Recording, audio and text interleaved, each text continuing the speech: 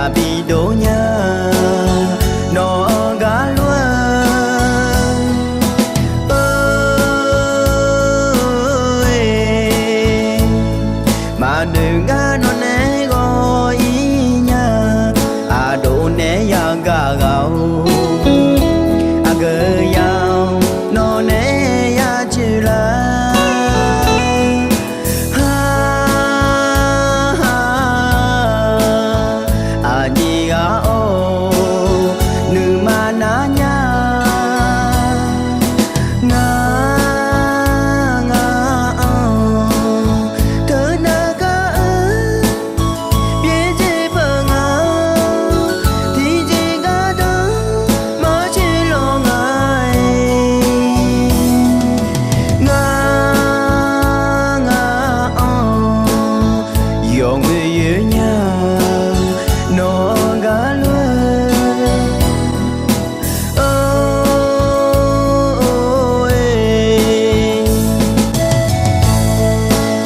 xa nhảy ngà hà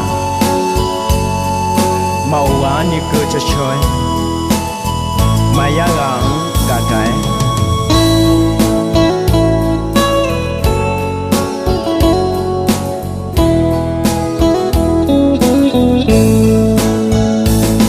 mà ô gắng nên cởi cho lo nha mà giá gắng cả nhà à chị mi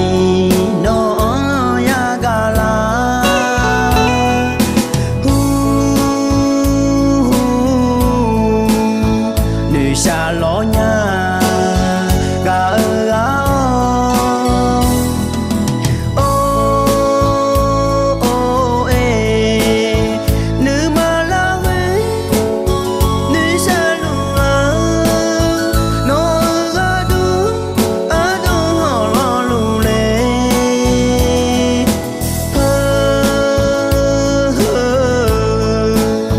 nhà bị đổ nhà